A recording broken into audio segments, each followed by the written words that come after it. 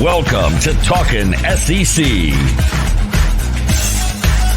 Writer, photographer, and producer Phillip Jordan discusses the latest news and breaks down the biggest games with the best analysts around. Now, from Southeast Alabama, a state that knows its sports, here is Phillip Jordan.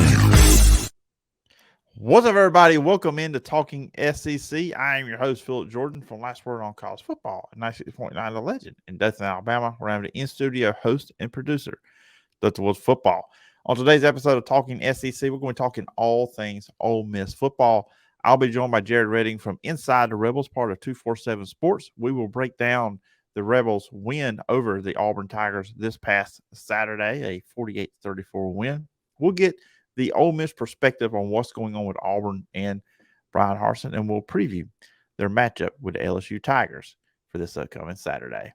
You can check out Talking SEC on Apple Podcasts, Spotify, or wherever you get your podcasts. If you're on Apple Podcasts, please follow, rate, and review. It means a lot to the show if you do that. If you leave a review, I will read it on a future edition of the show. You can also watch the show over on YouTube, either at the Phillip Jordan YouTube channel. Just hit the subscribe button, hit the bell for all notifications, and leave a comment on a video. I'll read that on a future edition of the show. Also over on the Talking SEC YouTube channel as well. You can always email me at sports.phillipjordan@gmail.com or hit me up on social media at pjordansec. Everybody joining me on the show today, returning to the podcast, is Jared Redding. He covers the Ole Miss Rebels, Inside the Rebels, 247 Sports. Jared, I appreciate you coming on the show. Appreciate you having me, man. It's been a while. Preseason, right? Yeah, when I was running through previewing a whole bunch of teams there, you came on. It was, I believe it was like the week after Ole Miss won the national championship in baseball. It was very close. It was kind of, I got a couple of days off after they won it all, just because I was living in Omaha essentially for 2 weeks straight, and so it was kind of like my welcome. It was kind of like my welcome party back to realize, oh shoot, I'm still part of this beat. So, I mean, I think you're right. Yeah.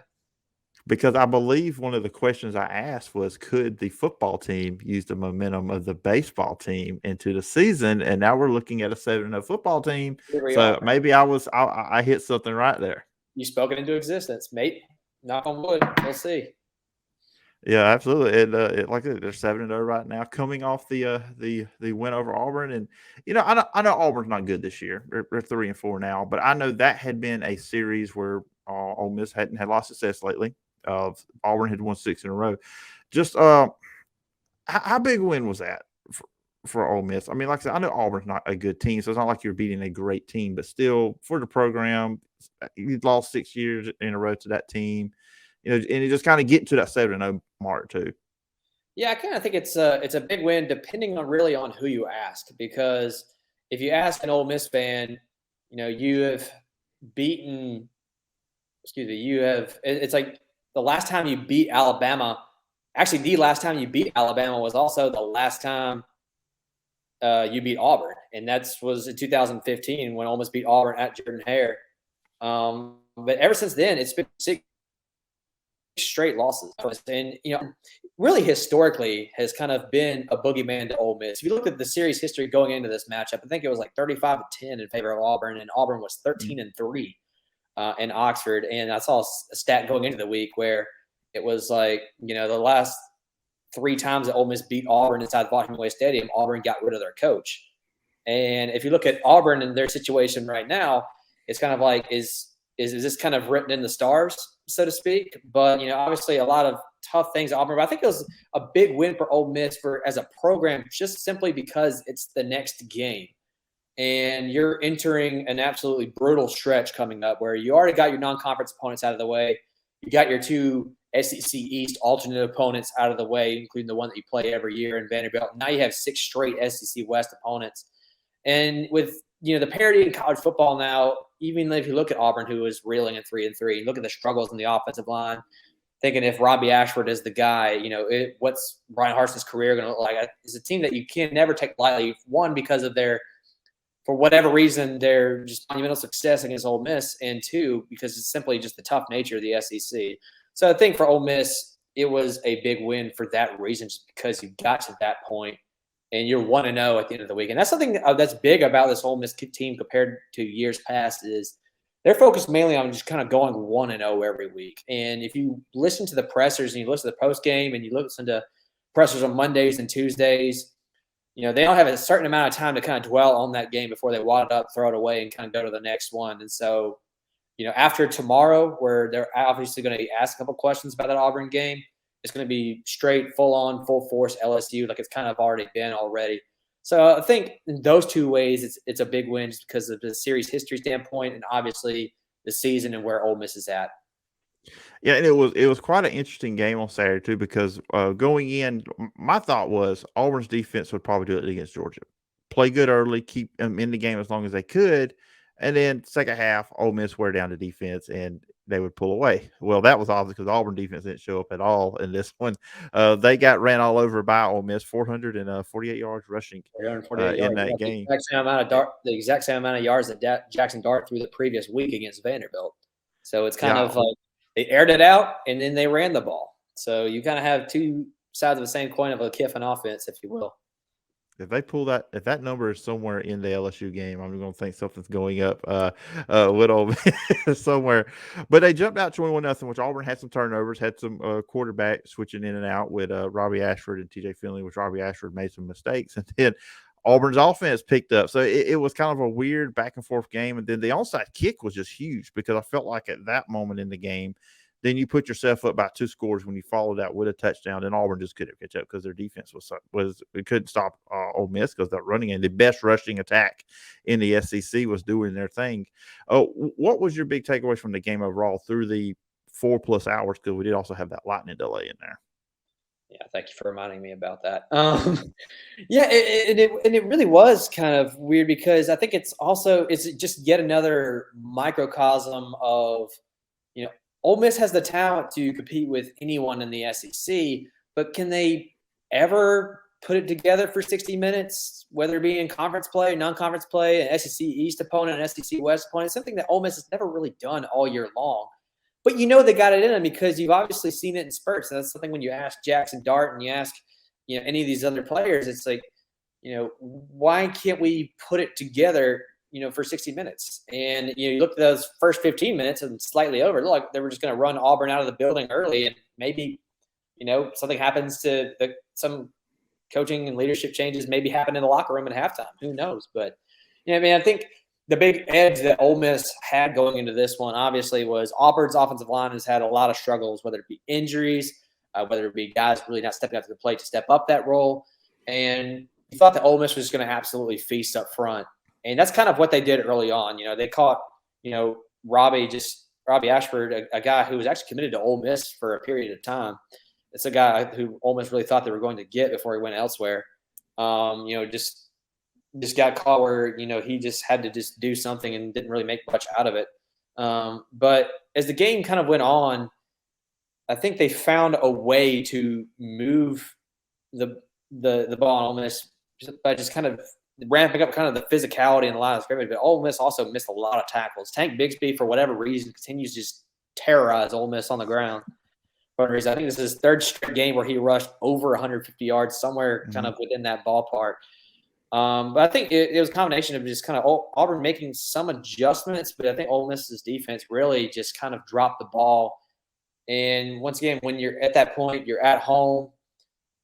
You talk about playing hard for 4 quarters, but then again, you look at the score and something kind of happens in the back of your mind, and things will go your way. I mean, Robbie Ashford bought some time, really just found his receivers wide open. Almost had really struggled containing him past that first 15 minutes. And, of course, Tank Bigsby had a couple big explosive runs, which is usually something that Ole Miss may give up yards, but they usually don't give up big chunk plays like that. So that was kind of unusual. And it was also the first time that Ole Miss has given up 30-plus points all year long to a reeling Auburn team who's last place in the SEC West. So it was kind of where, like, yes, Ole Miss is 7-0. Yes, the offense shows potential. You wish that it would have been a little bit more balanced. But if he gets the job done, he gets the job done. But there's obviously a lot of concern defensively because you looked at them early in the year, they were just beating people asleep on the line of scrimmage and making big tackles and coming up with they're very timely and opportunistic turnovers. But it didn't happen. I mean, it happened very, very late when Ole Miss was already up 2 scores. But it was a giant concern, and I think that's something when you talk to AJ Finley, you talk to Jared Ivey, we talked to after the game, and then in Monday's presser.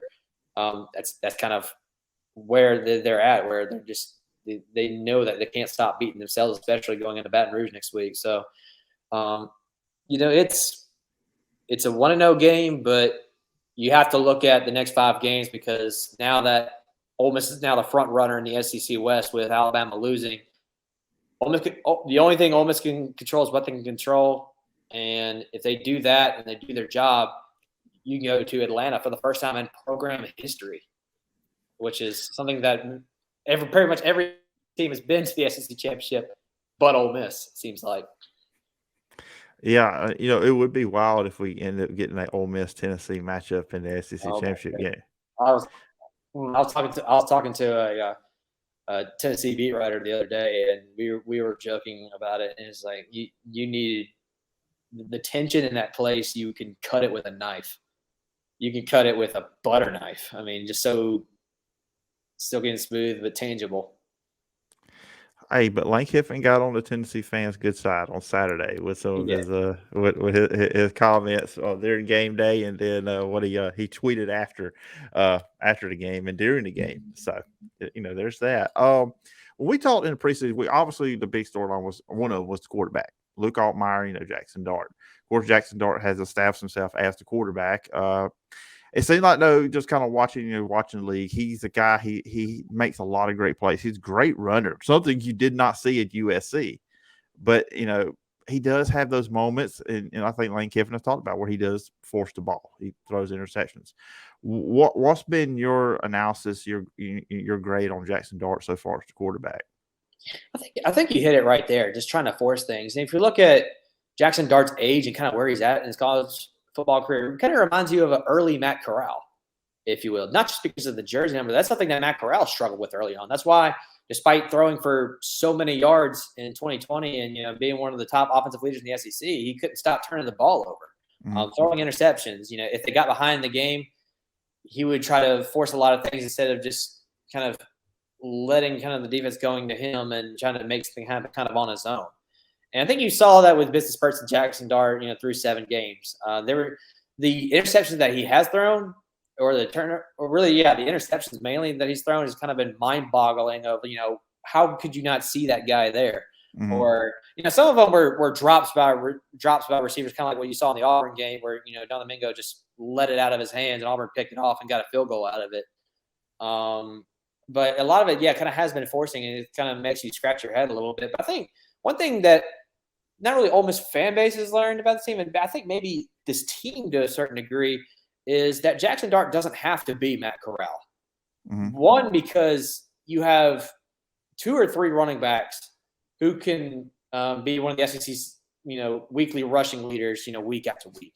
He has 2 studs in Zach Evans and Quinshon Judkins. Ulysses Bentley is a guy who can get it happen, but just hasn't really done it simply because you have a true freshman who's they honestly need to name the SEC Freshman of the Week, the Quinshon Judkins Award of the Week, because he's won it about 4 times now from Pike Road, Alabama, of all places.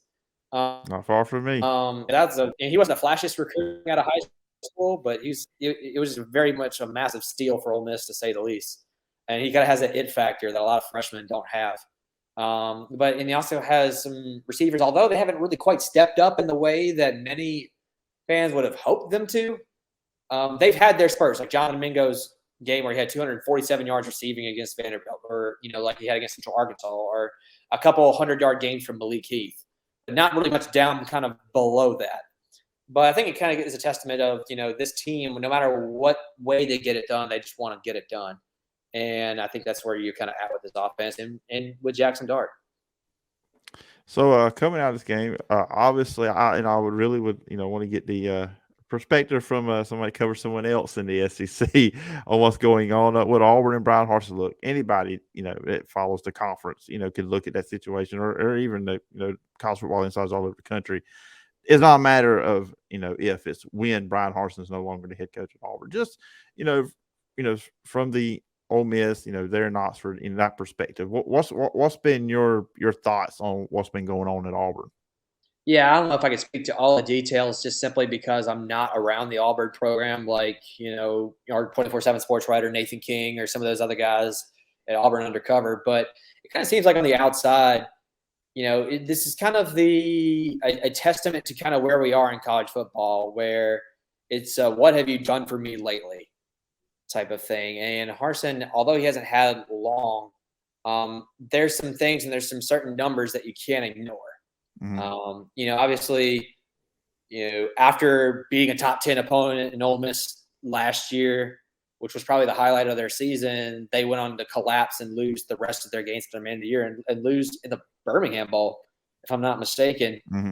Which in the SEC, you look at that and you'd say that's absolutely unacceptable, and because patience has run out with fans across the board. But but I will say, they are partly justified, if you will, because I think you look at Bryan Harsin, you see you see flukes, you see trends, and you see some kind of trends with some of the things that transpired in the offseason. Not only did he collapse down the stretch, but there's allegations, that his players may not like him, or certain things that you would not find acceptable as somebody leading your program. I don't know exactly all the details behind it. I know Ole Miss got two of those guys that that don't often really talk about their days at Auburn.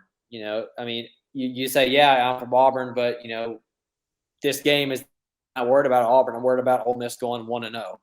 But I think with the Bryan Harsin situation, I think it's also kind of a test of bringing in coaches from the Mountain West. No matter what success they've had, it's a whole different animal. It's a whole different beast in the SEC. I mean, look no further than Jim McElwain at Florida. Yep. How that worked out.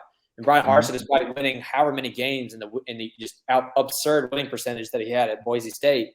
On the surface, yeah, it seems like, this is a guy who, he might get a rude awakening in the SEC, but he can build a program of consistency like he did at Boise State.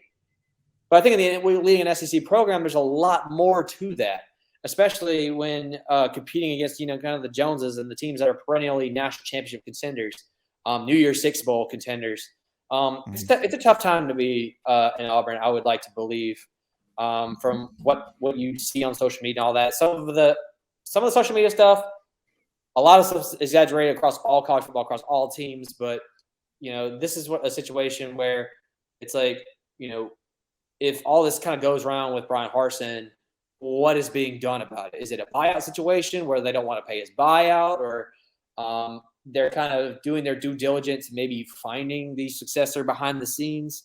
They haven't gone so far as what Arizona State did to Herndon Edwards and really shove him out the door in kind of a rude manner, like they did.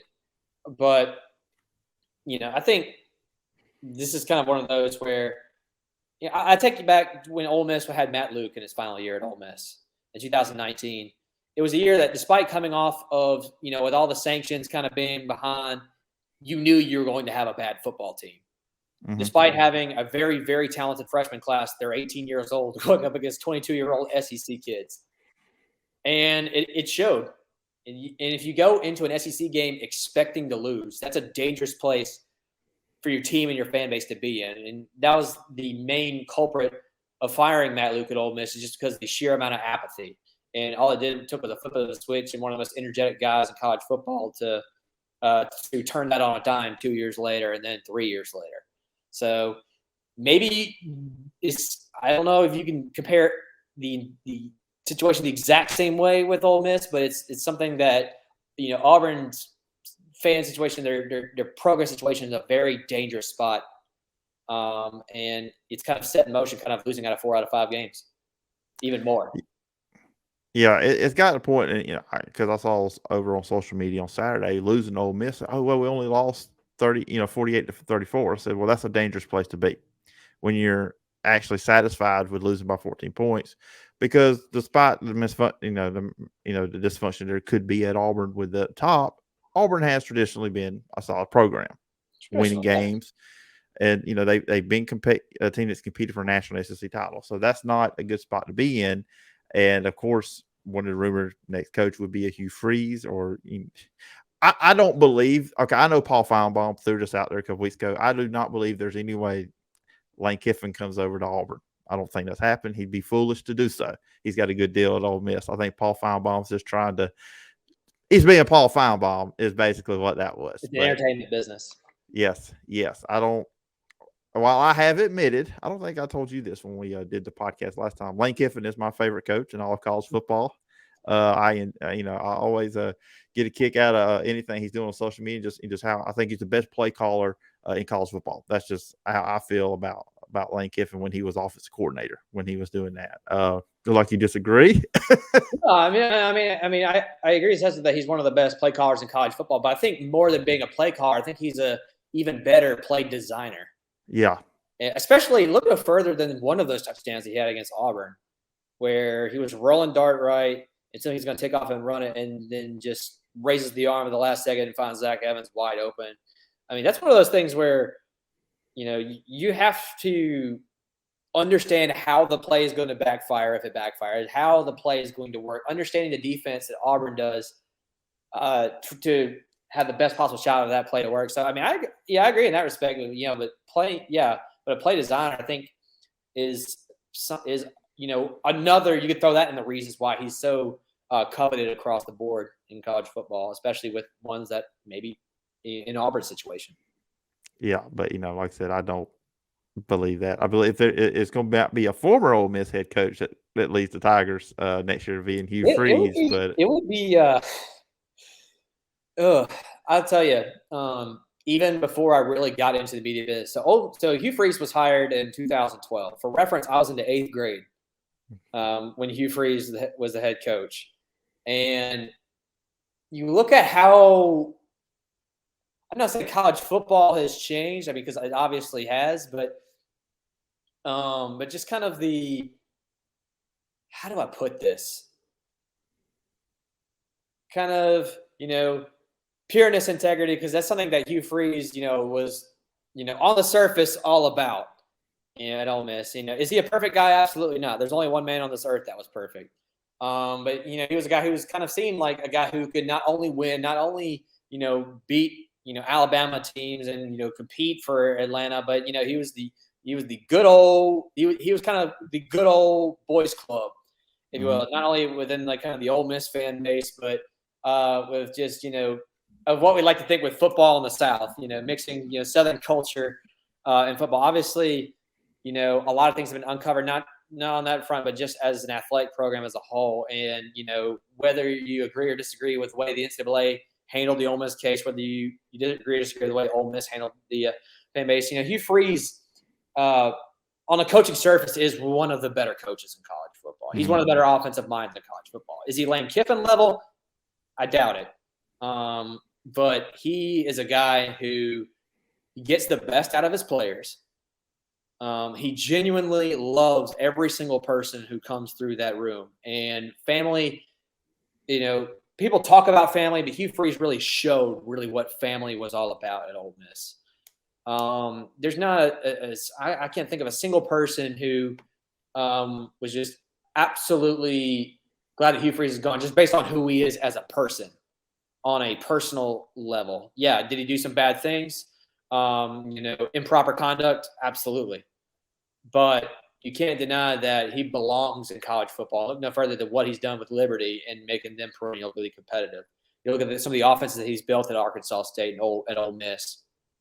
And just kind of adapt kind of into a modern game of college football. So, it would be the Twilight Zone, I think, for a lot of Ole Miss fans and Mississippians if he went to, the neighboring state who is, kind of in a situation where he's inheriting it. One of the things he said when he took over Ole Miss is in the wilderness. Our job is to get out of the wilderness. Well, you look at Auburn where they're at right now. I think you can agree that they're kind of in a wilderness as much as they are kind of in a funk or kind of in a state of, dangerous level of apathy. But I think, it'll bring a lot of excitement. I think a lot of, you learn obviously as you go. And, this is something that Lane Kiffin has done over the course of his career. Mm-hmm. You look at all the learning steps and, he's a completely different coach, not just on the field, but off the field now than when it was 2 years ago. 2 years ago, it seemed like he was just there to coach an SEC team just to get back to the SEC, and Ole Miss was just a convenient opportunity. Now, he was on record saying multiple times since coming, in 3 years in his third year in Oxford, that I needed Oxford and Ole Miss more than they needed me, because he needed that type of place to better himself as a person and to kind of build a lot more, relationships, realizing that it's more to, this program and this community than kind of football. You see him evolve a little bit more in the community than he was when he got here. Hugh Freeze has kind of been that guy from the very get-go. So I think Hugh Freeze has learned it, Lane Kiffin's learned his lessons, and Hugh Freeze will also learn his lessons. And so if it happens to be Auburn, then Auburn is going to be back on a national stage, and I truly believe that. Yeah, it's going to be interesting to see how that goes. And we got the Ole Miss LSU game this week. The Ole Miss has got to go to Baton Rouge on Saturday, which I guess we'll partially get some nighttime in Baton Rouge with that one when it kind of hits. Not yet. Time hasn't changed yet. Go to the Mississippi River. Yeah. So they'll try to spin it somehow on CBS during the game. It's okay. Fourth quarter, it's getting close to nighttime. I don't know. Well, CBS games go to 7:00 anyway. So I mean, with all the commercials, so everybody be sitting there in Baton Rouge for a while. Just real quickly, this matchup, LSU's coming off a really good offensive performance against Florida, 45-35. Jaden Daniels, 6 touchdowns in the game, another 300-yard performance. Hey, Kayshawn Boutte for LSU actually made an appearance in this one, had over 100 yards receiving. LSU, they've got some good guys on their defense, but they haven't really showed it at times. B.J. Orzolari is one of the key guys there. But when you look at this game for Ole Miss going up against LSU, what's going to be the key for Ole Miss to come out with a victory on Saturday? I'm going to say, first off, in the week leading up to this game, I'm going to have constant flashbacks to 2014, because you look at the situation going into it, and it's the exact same, with the exception of LSU not being ranked, because Ole Miss started off 7-0 in 2014. And at that time was the first time that Ole Miss had started 7-0 since a proclaimed national championship team in 1962. The president of the United States was John F. Kennedy, by the way. They were 7-0, and they were going to Baton Rouge, and they had a perfect season ruined in Baton Rouge. And that seems kind of be a trend historically for Ole Miss. If you look back even to the so-called glory years of Ole Miss football in the 50s and 60s, when our grandparents were in college, or my grandparents were in college, so Ole Miss had so many perfect records ruined by LSU historically. National championship opportunities ruined. LSU. Perfect seasons ruined against LSU. And here we are, Ole Miss is 7-0 in 2022, and guess where you got to go? Baton Rouge. But looking at the game itself, you look at where LSU has gone through this year. A lot of people pointed and laughed when they lost to Florida State the way they did, despite having an unbelievable chance to get it done at the end. And you look at everything that's happened since then, it's like, okay, maybe it was that game loss to Florida State a fluke. Was it just, Tennessee being an absolute buzzsaw and coming in there and, ripping LSU 40-17 in their own backyard, which, that was just, I don't know how many times I've seen that in Death Valley, a team just go in and just, not even on the same level playing field in Death Valley.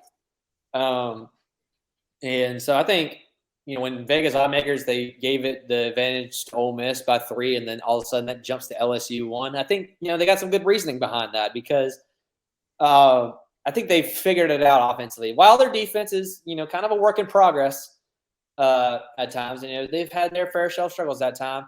The way they shut down the air raid against Mississippi State, some of the with the exception of Tennessee and Florida, they've been pretty decent defensively.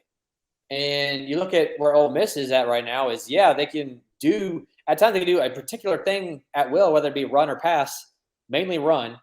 But can the defense kind of get out of the funk that they've been in the past 2 weeks? Because they were in a funk, obviously, post 15 minutes Auburn, and they were in a funk for an entire first half against Vanderbilt, where Vanderbilt literally scored on every possession they had. Now, Vanderbilt's very much improved. Don't get me wrong. But – this is one where I think a lot of Ole Miss fans are kind of nervous going, so that they've seen this book before, kind of as I mentioned. But Ole Miss, I think, is the more talented team on the surface. But a lot of these guys will be playing in this environment for the first time ever. And LSU, no matter what their record is, they're tough to beat in Death Valley. They know, they have, 100,000 sometimes just on top of them nonstop, almost like a outdoor Saints game, if you will, which is, I'm sure, their favorite NFL team.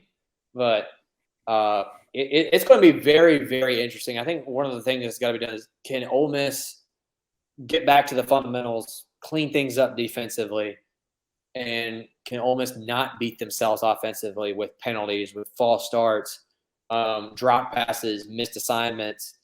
Because, against Auburn, they were basically able to score every time they touched the ball almost, with the exception of some turnovers and just one, just terrible drive. I think Ole Miss can get it done, but they're going to need to play their best football this season to pull it off in Baton Rouge, and I don't say that lightly. Yeah, it's going to be an interesting game. I'm looking forward to it because it does seem like this is a rivalry. It's got some history. It's one of those SEC rivalries that's underrated. It's under the radar. It was, and it's a rivalry because of, like I mentioned, with series history, especially on the Ole Miss side of things, where that was the boogeyman when it really, really mattered for Ole Miss, when Ole Miss was competing for a national championship. And when Ole Miss was, trying to stay perfect or, stay the course in SEC play, it always comes down to LSU. And if you look at the series history historically, they played a lot of games, and it's a lot closer than a lot of people might expect based on LSU's recent success in this game. Of course, with the exception of Ole Miss winning last year.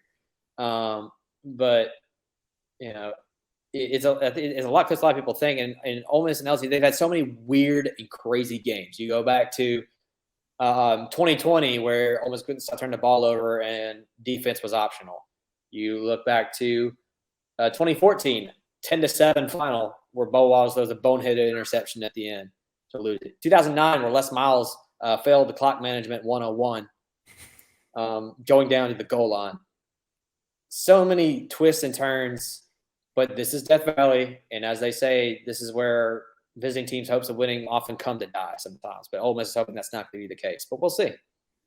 Yeah, it should be a fun game, like I said, on Saturday. And, Jared, this has been fun. I told you 20 minutes. We went 30 here on the show. But we had a lot of fun. It's all worth it. Oh, yeah. Talking SEC football. What's more fun than that? It just means more. That's it. And on that note, Jared, if the listeners and viewers want to follow you online, where can they find you? You can follow me, first off, on Twitter at Jared E. Redding to look at all of my personal stuff, my personal content, sometimes some often terrible food takes, and just a lot of the fun things I get to enjoy, video games, whatever. Find it on there. You can log on to our site at InsideTheRebels.com or 247sports.com/college/Ole Miss to go to our Ole Miss team site and look at all of our Ole Miss content, ranging from Ole Miss football, basketball, baseball, all sports, recruiting, and anything related to the Ole Miss athletic department. It is there, and it is the place to go. All right, Jared, sounds good. Everybody go check him out. And, Jared, once again, appreciate the time, and I look forward to doing it again sometime down the road. Absolutely. Thank you, Phillip. All right, once again, thanks to Jared Redding for coming on today's edition of Talking SEC. We'll make sure to check in with Jared probably later on in the season, see how things are going with Ole Miss. Of course, they are 7-0, one of the best teams, not only in the SEC, but in college football. And that's going to do it for today's edition of the podcast. Be back on Thursday. It's just going to be me, yours truly, Phillip Jordan, solo podcast. Going to do some mailbag, some comments. I have some comments on Facebook from the Alabama-Tennessee game. Haven't got to those yet. I know we'll be getting to Thursday. We're trying to turn the page, looking into this weekend's games. But look at the responses, and a lot of them was from Alabama fans on what happened between Alabama and Tennessee. And I've got a couple questions from some listeners, too, to talk about on the show. And talk about some news from this week. There's been some news items that have hit. Did not get to them today just because we went 30-plus minutes here on the podcast today. So we'll jump into that on Thursday. Of course, on Friday, Matt Lowe will be joining me to preview all the SEC games for this upcoming weekend. Remember, you can follow me on social media at PJordanSEC. The podcast is available on all your favorite podcast platforms, Apple Podcasts, Spotify, wherever you get your podcasts. If you're on Apple Podcasts, please follow, rate, and review. Leave a review. I will read it on a future edition of the show. You can also check out the show over on YouTube at the Phillip Jordan YouTube channel. Just hit the subscribe button, hit the bell for all the notifications. And if you leave a comment on an episode of Talkin SEC, there's some other content on there as well. Phillip Jordan Show. There's the Wiregrass High School Football Report, the Jed Kennedy Coaches Show, just some other stuff on there. But if you comment on an episode of Talking SEC, I'll read that on a future edition of the show as well. And remember, you can always email me at sports.phillipjordan@gmail.com. Hope you have a great rest of your day on Wednesday. And you've been listening to Talkin SEC.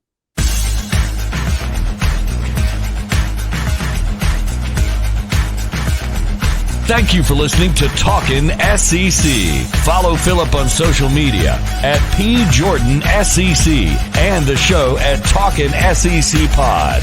Subscribe to the podcast on Apple Podcast or wherever you get your podcasts. We'll see you next time when we're talking SEC.